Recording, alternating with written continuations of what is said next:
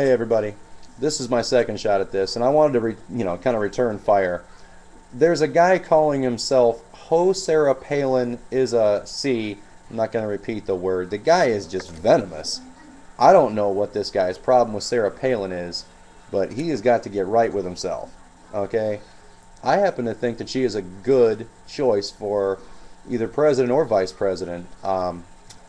In 2012, I'm going to be working on her campaign.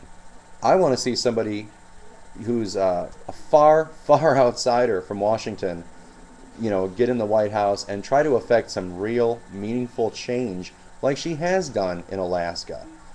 She's not afraid to buck her own party. She's not a good old boy or a good old girl, whatever you want to say. I mean, add your own joke, I guess. But this, there are some people who are just clearly scared to death of this woman. They cannot spew enough venom. They can't say enough crap about her. They really don't have much substantive, and they're just out there spreading as much BS as they can about her. It's clear by the amount of attention she's gotten that she is absolutely scaring them to death, and it makes me crack up. I mean, we have some really good, people in the Republican Party. Conservatism is starting to show its head again, and I'm liking that a lot. We really didn't have a great choice with John McCain this time around. I love his service to our country, and I thank him for that. But he was always sort of the maverick thing. I think people right now, because we've moved so far to the left, and people are starting to get a little upset and a little scared about how things really are on the left. When you start talking about becoming like Western Europe, or Eastern Europe, for that matter, people start to realize that this might not be such a great idea. And the ideas that we're hearing, this is not change you can believe in. This is change you should be afraid of. This has taken the free market economy that's made us the greatest nation that ever was, and just crapping on it. We're cutting our own legs off to try to make ourselves feel better about competing with Eastern Europe and Western Europe. This is crazy. We need to just remember why we're so loved. And if you don't think America is loved, just look at the amount of people that are trying to get into here and try to leave other places where socialism exists. Okay? You just have to look, and you'll see the numbers. Staggering. People want to leave broke, sorry third world like countries, and come here so that they have a chance to succeed. And I think the only way that that's going to ever really come to fruition for these people is if we stay capitalist. In fact, I think we need to revert back a few decades and start to eliminate some of this government spending that we've become addicted to. We need to stop it. We have to go back and realize where we went wrong. The New Deal, all these wonderful socialist platforms that that FDR had put in place, and even before him, back in the Wilson administration, back in the Theodore Roosevelt, all these, from the left and the right, there's been this kind of a move. Well, no, from Democrats and Republicans, let me say that. Nobody should confuse me with a Republican because I'm a conservative. I'm more serious than they are. Basically, we need to just take control of the situation. In 2010 and 2012, we need to be looking for conservatives to head the Republican Party. If we're going to have loyal opposition, and if we're going to ever get back to the level of prosperity we enjoyed in previous decades, we need to just drop all of this stuff with the socialism. Forget about it. Somebody has got to be brave enough to do this, because if they are, I think they're going to meet with success. Because there's a lot of people out there right now that thought they were voting for a change that was going to be something a little different than it is. For those of us who were looking at him like, you're a socialist, you're a Marxist. Well, people like me were born out, and the other people that were hoping that he would just do something to, penalize people for unjustly profiteering off of, bad loans and things like that. I think that he's gone overboard on that.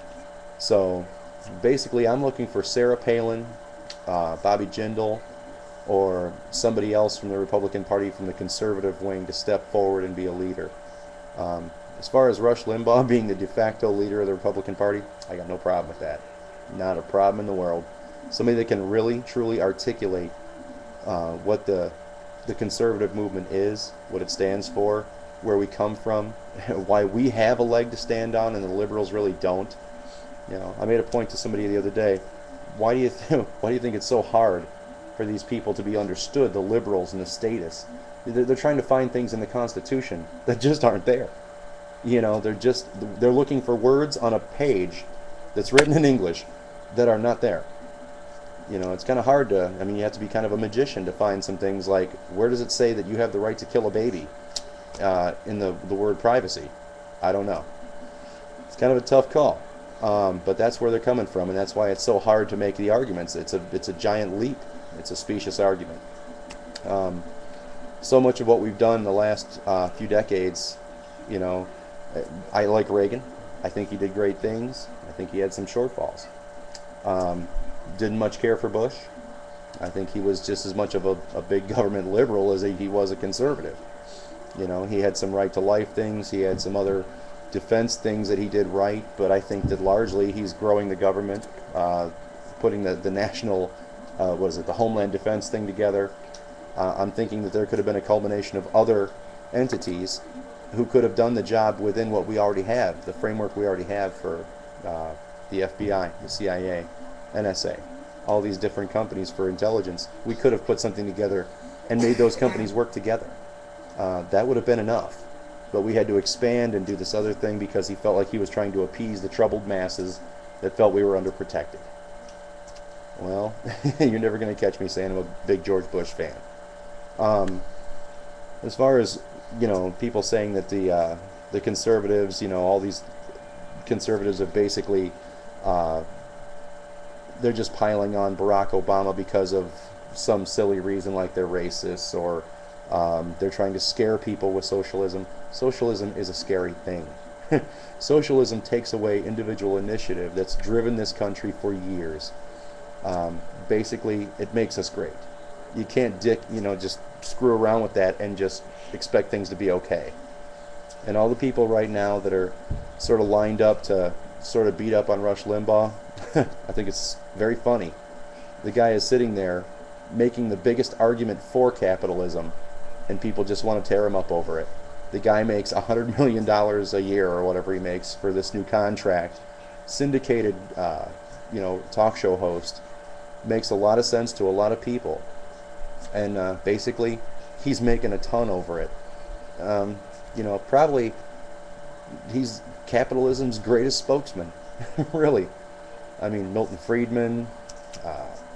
I've heard a lot of, in fact, he's got a couple of guys that take over for him every once in a while. Walter E. Williams, one of my favorites. He's going to be guys like this are going to be heard. Finally. Their opinions are going to be heard. And people like Steve Forbes, all the supply-siders, it's going to make more sense now because people are finally starting to pay attention. Whereas before, you either didn't pay any federal taxes or you made so much that it didn't matter to you, really. I mean, you still had plenty, so you really didn't care. People are starting to wake up now and care because the middle class is getting hit. People that make $250,000 a year, that sounds like a ton of money. It's not really a ton of money. It's good money, but it's not a ton of money. And by the time you get done with all the tax liabilities that you probably have, you've hit people that you didn't mean to hit if you're Mr. Obama. You're talking about a firefighter and his wife, the teacher. You've smacked those guys right in the mouth. And, he's going to have unintended consequences happen from this, and it's going to drive him out. That's just my 2 cents. And for all those people on the Go Sarah team, I'm with you.